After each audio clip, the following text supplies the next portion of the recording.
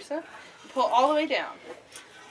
They added modern dairy farms, after about 9 months. Then they dry them off and have them get pregnant again so that they can get peak milk production. So Molly, come here. You want some of this? Molly! She looks like she wants to step her right leg forward. This is just my analysis. Okay. Time to dump. Do you want me to get the bucket? So this is our 2-bucket system. Okay. If the calf has been on all day, we might get a third to half of a bucket. If we were to keep the calf off for 24 hours, and I thought about doing that last night, but it really makes her uncomfortable. If we were to do that, we would probably get more. She's okay without grain, but she'll like that good hay. Yeah. He's kind of leaning on me here. Yeah, that's what she does. Okay. Is that true? I don't know for sure. Horses in particular, I know their belly hurts will start to roll. I don't know as much about cows and that. We usually leave the calf with them until they kick them off. So, or a farm in 1900 may have had 3 or 4, probably at least 2 dairy cows, maybe 3 or 4 for their own use, so they could rotate. And they'd always have milk available. Gestation on a cow is about 10 months. Easy. See, Johnny on the spot with a bucket. She was just reminding us that she's here too. Teresa, would you like to help this cow out? Well, I don't know. I wasn't very good at it. I got a little bit out of it, but... That's okay. You can try again if you want. And so, yes, you do feed them differently. You feed them more. On a modern dairy, there's a science equation about it. But, yeah. Okay. I think, Caroline, what we'll do is we'll catch Rosie with the lead rope. We'll bring her around.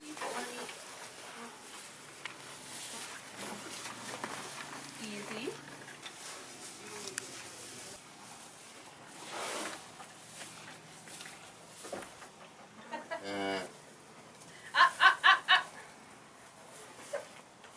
Stop.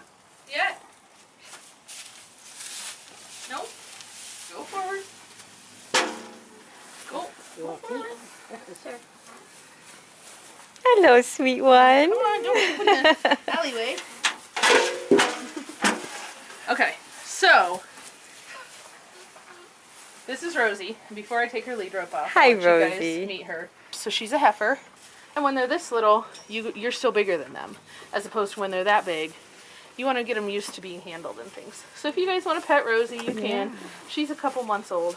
Hey, quit eating that! Yeah. Quit eating that! Said that way. Because I'm just like a baby. Hey, What a Quit it. beautiful animal, huh? quit it! But we can let her out and see. Bye, darling.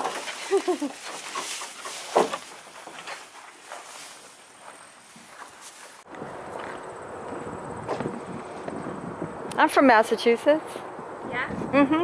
Beverly, Mass. North Shore of Boston. Okay. Did you go to school there? No, I was working there. I came back from Germany, Okay. and so that was where I went right after. Okay. The valuable part of milk, both in 1900 and in 2017, is actually the fat, which is the cream. And that kind of goes into what we were talking about of certain cows give higher cream content versus lower cream content. But cream is what you use to make ice cream. It's what you use to make whipped cream. It's what you use to make coffee creamer in half and half. And so there's a lot of uses, and you get very little cream per milk ratio. And so in 1900, they were using cream separators to separate the cream to turn that into butter, because that would give them dairy that would last longer. Butter will last longer than milk will. Raw milk will last like 3 or 4 days, maybe, in the fridge. Because our milk is pasteurized, it lasts a lot longer than that. And that's mandatory by Iowa law, and it's a state-to-state thing on whether you can buy raw milk or not. But by 1900, farmers were also collecting milk on different farms and taking it to the creamery in town where they could make things out of it. So yeah, non-homogenized milk will always separate, and you can buy non-homogenized milk. You can use the cream skimmer and skim the cream to the side, and this one actually has very little cream in it. And so that's what you use to make whipped cream and those sorts of things. We usually have to have several days milking before we have enough cream to make butter on the farm. So it's several days. In the 1950s, what becomes prevalent is a centrifugal cream separator. This device right here actually is our cream separator for 1900. This is a cold water cream separator. And so what we're going to do is actually we're going to dump today's milk into the cream separator. That's what this is. And this would be the kind of cream separator that they would have. What you see right here is a little window. So they would dump the cold milk in, and we can do, or dump the warm milk in. So we're going to do that with our warm milk. And then we're going to dump a bucket of cold water in it. And that cold water shocks the cream to rise to the top. You let it sit for a little while, and then you can let the milk at the bottom. That is what we know as skimmed milk. That gets fed off to the pigs in 1900. So what most people drink at home that's really thin, that's hog food in 1900. Right, right. And so we're going to dump it off to the pigs then as well. So this is our strainer. So you buy these at the feed stores now, and in 1900 you could buy them too. They're basically gauze milk discs. You can use a tea towel as well, but it's like a heavy-duty coffee filter. Squeeze that in there, like that. That's the warm stuff that we just did out of the cow. And we're gonna use that pitcher of cold water up there. And she's gonna dump the cold water in.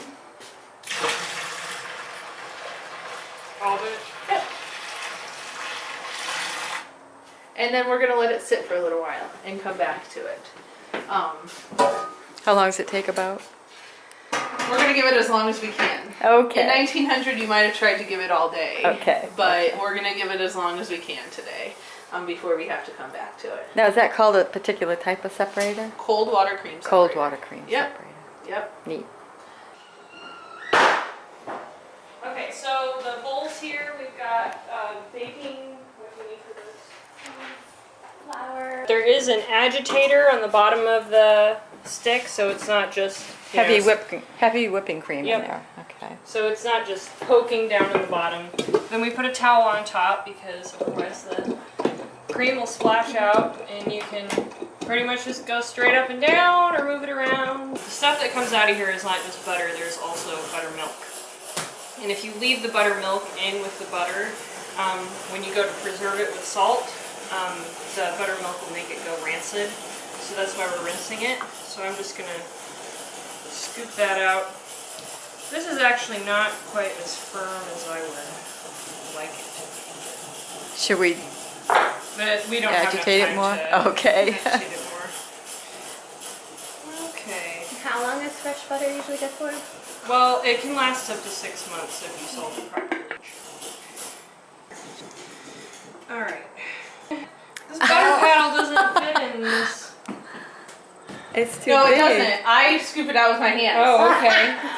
No, Does your butter paddle fit in your churn at 1850? Oh. it's awesome. Oh. I scoop it out with my hands. Okay. Now you let her know, huh? Yeah. So I'm gonna. Oh, greatness. Spoiled Look by at her this. picture. Oh my I'm god. gonna grab it out of there, and I'm gonna squeeze off some of the buttermilk too. So when you say you squeeze off the buttermilk, oh, that's just the butter's Yep. milk. Got the milk that's left in the butter. So that's when you buy buttermilk, that's what you're buying. It's just the milk that came when they made the butter. Now, would you put it like in a cheesecloth to kind of rinse it off, or you rinse it off like that? I'm gonna rinse it off like this. Or you're gonna want it, aren't you? I would like it to. Okay. Well, I'm gonna dump that buttermilk out. So And that's then can I dump my rinse water in there? Absolutely. But ladies, this is the buttermilk, and the reason I wanted to dump it off for you before she put water in it was so that you could taste it, because it tastes better than regular. I would love to. Buttermilk. rinse it. You're really rinsing until there's no more whiteness. That's just water. Just cold water.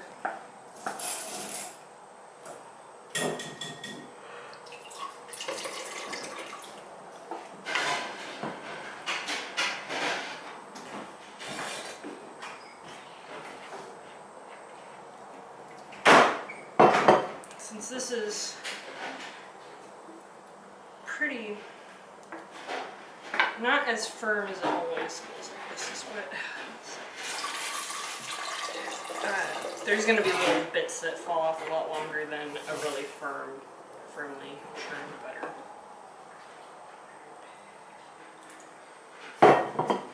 And this is when they would, after this is done, this is when they would put it in the fancy butter molds that everyone's collecting. Yep.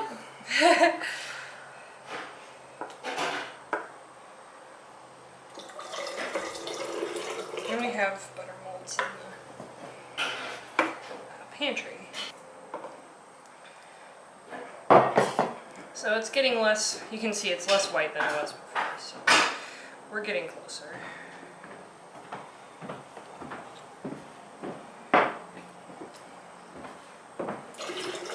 Do you have little cups, Erin, to share the buttermilk? Yeah. It's okay. So if This raw is- milk doesn't last very long. This is really It's really nice. nice. Really nice. But if you think about raw milk only lasting 3 to 4 days in the fridge, buttermilk will last maybe 1 or 2.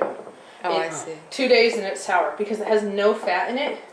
But what you notice when you drink this is it doesn't taste like the buttermilk that you get from the store. Not at all. Because I don't know exactly what they do, but they do something that makes it last longer.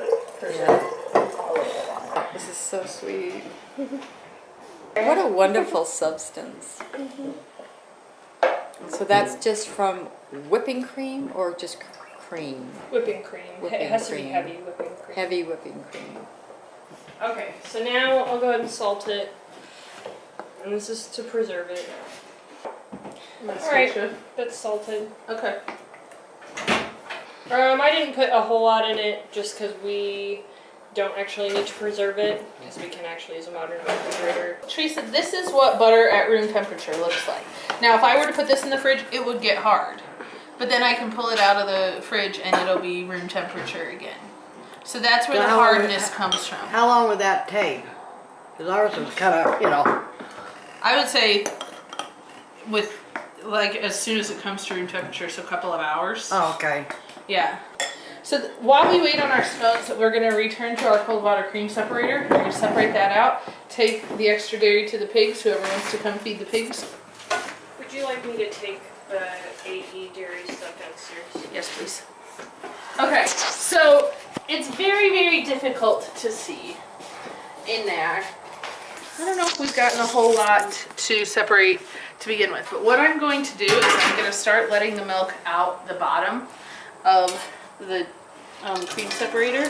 And when this starts to turn yellow, that's when I'll know that there's cream. And this one's just in a very awkward spot to kind of watch. And like I said, we might not have been able to give it enough time to get really separated dramatically. But you can see the thinner milk. So is skim milk really mixed with water? So skim milk is, let's talk about that really quick, and I can't watch it and talk at the same time. Okay, so skim milk is fat-free milk. It means they have taken all the cream out of it.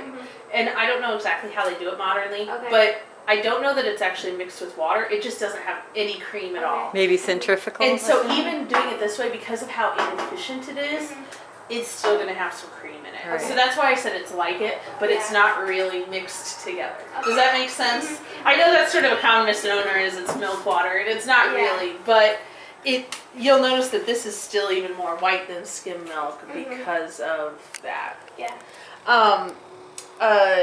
So and it's literally skimmed because of thinking about the cream separator and things. 2% is 2% fat. Whole milk is usually between 3 and 4%. Okay. Yeah.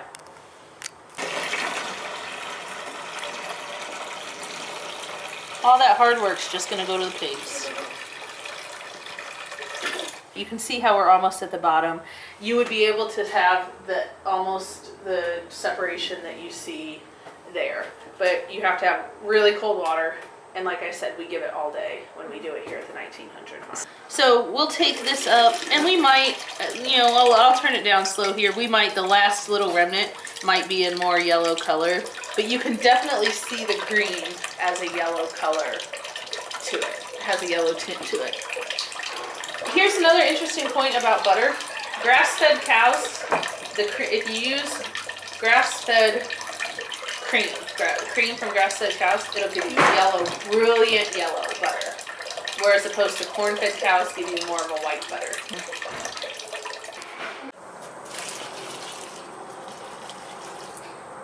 So the skimmish milk, and what they considered skim milk, we would call skimmish milk.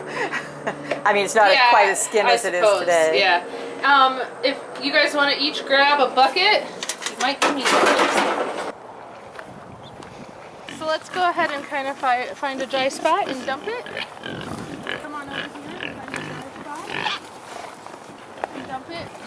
She's got it. Just dump. Oh, sorry. Oh no! Oops. That's all right. I'll get it off of her. Sorry. You're all good. You're good. All right. Okay, not over there. Just dump it. Yep. That's all they got.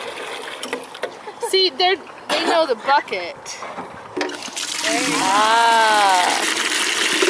Thanks. I guess I got too into it. That's a modern pump. Okay. You're good. If you just want to dump the remnants in their water bucket. All right. Their water bucket. Where is their water bucket? Rena, over there is their water bucket. Oh, Heather, I'm going to give you another. Ah, gotcha.